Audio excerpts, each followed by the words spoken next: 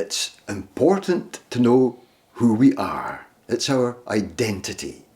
We're talking about our name, address, date of birth, password, PIN number, all that stuff.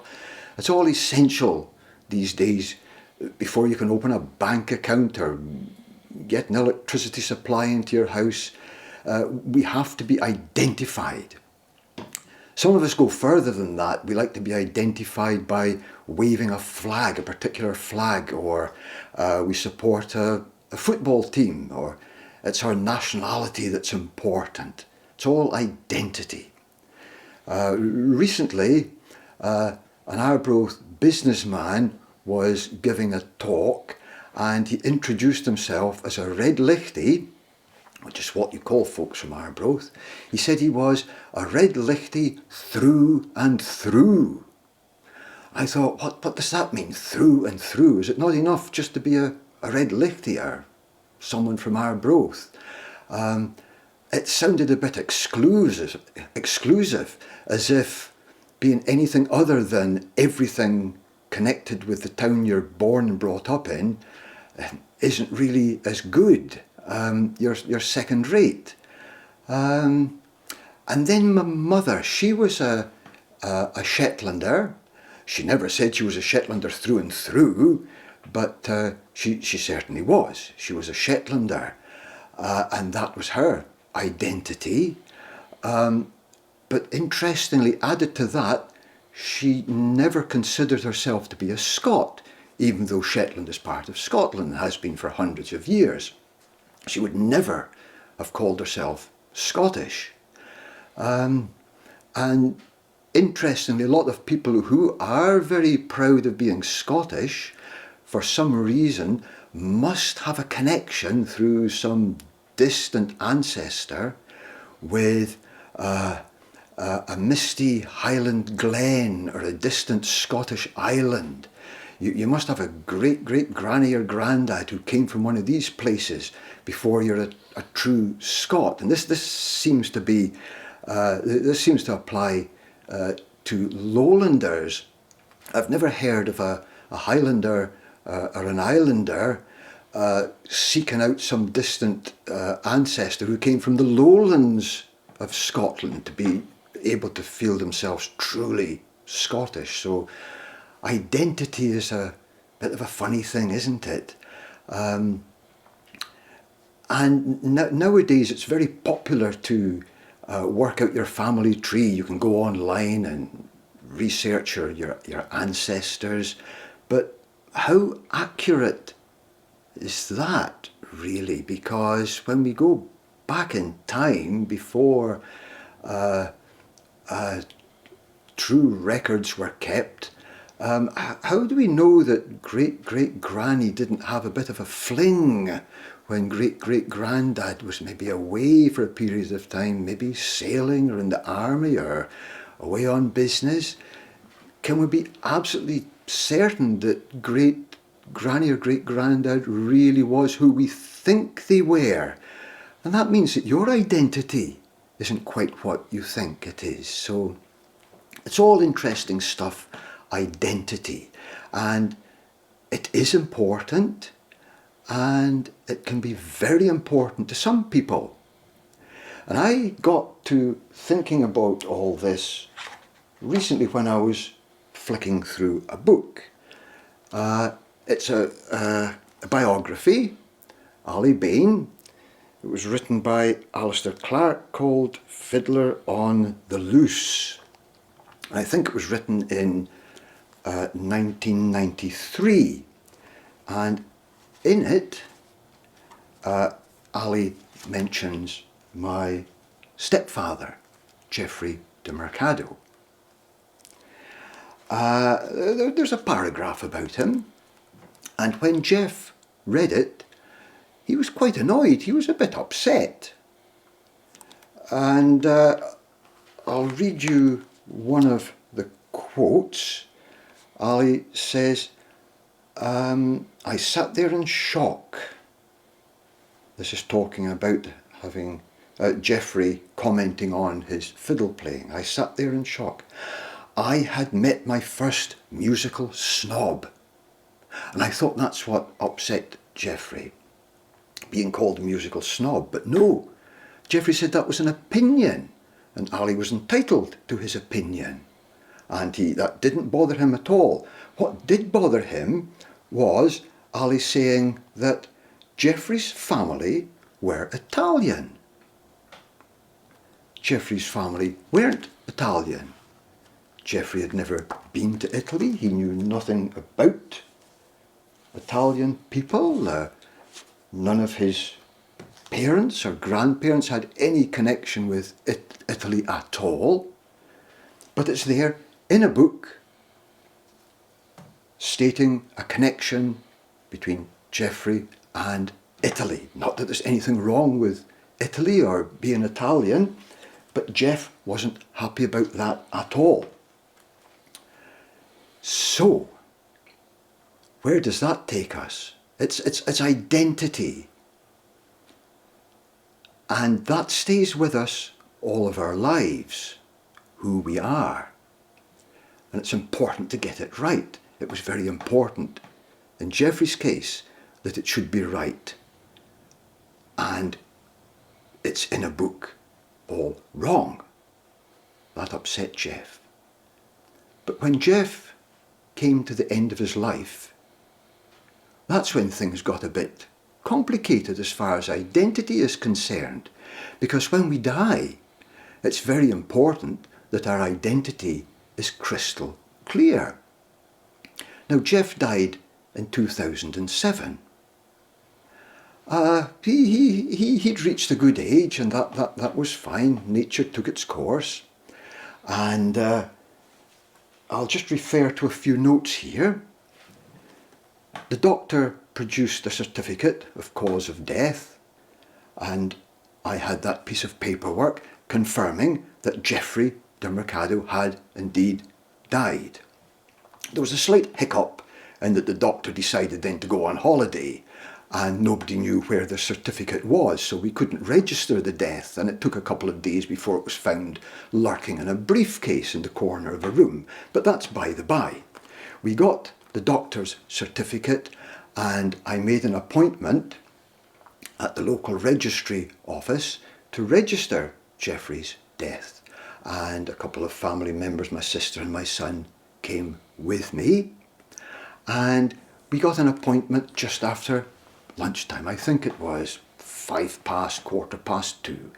That was fine. The afternoon lay before us, and I had all sorts of bits of paperwork referring to Geoffrey in front of me, and it was all going to be very easy and straightforward, and we'd be home mid-afternoon, ready for our afternoon coffee and custard creams. The first question I was asked by the registrar was Geoffrey born in Scotland?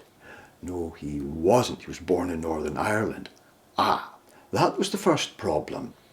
That meant it couldn't simply be done online. It had to be done manually, and I was required to produce various documents as evidence that it was indeed Geoffrey who had died. So I had the doctor's certificate in the name of Geoffrey I.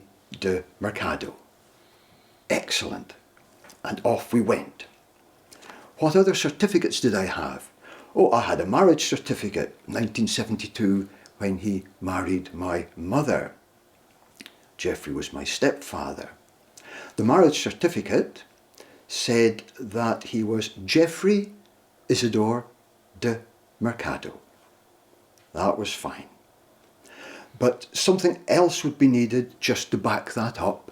Did I by any chance have his birth certificate? Oh, you bet I did. 1922. I had it all right. In the name of Isidore Solomon Mercado. The registrar asked me what was the connection between Isidore Solomon Mercado and Geoffrey Isidore de Mercado. I said it was the same person. She says it couldn't be. I said, well, it was. She said, did he change his name? I said, yes. She says, so, he changed his name by deed poll. Have you got the certificate? I says, no, he didn't change his name by deed poll. He just changed his name. She said, you can't do that. I said, he did. he changed his name when he left school. He might have been born Isidore Solomon Mercado, but when he was at school, called Isidore, everybody made fun of him. When there's a door, not a door. When it's ajar, ha ha ha, how everyone laughs. And when you hear it for the first time, it's very funny. But when you're on the receiving end and you've heard it 100 times before, it's not very funny. So, Geoffrey left school and signed up on a college course. He was filling in the application form and paused when he had to write down his name. He thought, am I going to be going through all this when is a door, not a door jokes again? He thought, I'll write down a different name. And he thought, what name? And he thought about his best friend at school who never made fun of his name, called Geoffrey. And he wrote down Geoffrey. And from that moment on, he went through life called Geoffrey. He never changed it officially. He just changed it when he went to college. When he got called up by the army, he said his name was Geoffrey. And he was, not the army, sorry, the RAF. And he went through the war as Geoffrey de Mercado. He got a passport in the name of Geoffrey de Mercado, a driving licence. He went through his whole life. Everything, his bank accounts, everything was Geoffrey de Mercado. When his name wasn't Geoffrey, it was Isidore Solomon Mercado. So, we can't register the death. We've got to go into this a bit more deeply with the registrar. She said, who was his father? And the marriage certificate says it was Sidney Rodriguez de Mercado. Excellent. And we're off again.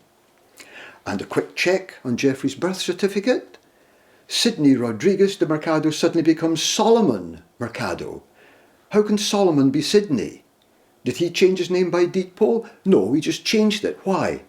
I don't know. He was a violin player. He travelled around the country. He had a band, an orchestra. He changed it. It sounded better. Sidney Rodriguez de Mercado. Where did the de come from? I don't know. Wasn't there originally. Just the family decided to stick in DE before Mercado and change the name. By deed poll? No, he just did it. So his mother was Victoria O'Reilly from Northern Ireland. Excellent. O'Reilly spelled R-I-E-L-L-Y. Oh, hang on, let's check the birth certificate spelled R-E-I, not I-E. That's different. Nothing was the same between Geoffrey's marriage certificate and his birth certificate. And the afternoon is wearing on. Long gone is the opportunity for afternoon coffee and custard creams. It's 3:30, it's 4 o'clock, the back of 4 o'clock. And the registrar decided that there was no evidence that the so-called Geoffrey de Mercado had died, who was the same Geoffrey de Mercado on this marriage certificate that I had produced, who was the same Isidore Solomon Mercado on the birth certificate. None of it tied up. The identity wasn't there. The only thing she could think of doing was to contact head office with the registrars in Edinburgh. She phoned them up and was on the phone for ages getting it all sorted out, but it didn't get sorted out. The afternoon dragged on. 5 o'clock came, the staff got up, switched their computers off, put their jackets on, went out, locked up, lights off. We're still sitting there with the registrar trying to sort all this out. Edinburgh got completely fed up with the whole thing. It was after 5 o'clock. They wanted to go home as well. So they said, oh, just let it go. So we buried Geoffrey de Mercado, put that on his headstone, when in fact he was Isidore Solomon Mercado. So it's important to get your identity right during life, so that when you pass on, life is easier for those you leave behind. It doesn't matter two hoots to you when you've gone, but it does matter to the people you leave behind. So let's get it right during life. Which brings us to myself. Do I know who I am? I think I do. But I've got a slight problem. My name is Kenneth. Where did the name Kenneth come from? There are no Kenneths on my father's side of the family. None at all, not one. On my mother's side, all the family up in Shetland, I can go back generations there, not a single Kenneth to be seen. Not a whisker of evidence. No Kenneths. Later on in life, I did ask my mother, just out of curiosity, why her and Dad called me Kenneth. She said something about the weather and asked how I was getting on at work, and the conversation moved on, and I realised I'd had no answer to my question. And over the years, I did try occasionally to find out why I was called Kenneth, and she never told me. She always told me something else, but never why I was called Kenneth. I was born just a few years after the war, and I know a few stories of girls who fell in love during the war and things went tragically wrong. And sometimes I wonder if it was something like that. She knew someone who meant a lot to her who was called Kenneth. But even among her friends and that, and people that she knew, there was never anyone called Kenneth. So I've got absolutely no idea why I'm called Kenneth. But I do know that I was born on the 21st of November 1949 in Devizes Maternity Hospital. So that's fine, isn't it? That's good. Except my mother did tell me this story, that when I was born, at exactly the same time, well, the same day, few hours difference, the young woman in the bed alongside her also gave birth to a little boy. So 2 little boys were born within hours of each other. Excellent, super. This was the early days of the NHS and before babies were given little ankle tags and all that sort of thing, and matron ruled the roost. So both mothers were very, very happy with their little babies. Nurse came and took the other little baby away to be whatever, weighed and checked and all the rest of it, and came back fairly quickly and took me away. So both mothers were for a while without their babies.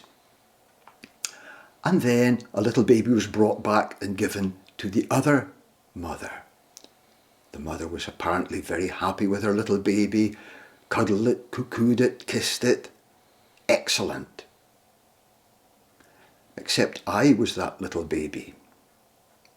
And my mother was given the other little baby, and she cuddled it and cuckooed it and kissed it and looked at it and thought about it and then began to question it and thought, hang on, is this my baby? I don't think it is. She decided she'd been given the wrong baby. So she said to the nurse, excuse me, I think you've given me the wrong baby. The nurse said, no, you've got your baby back.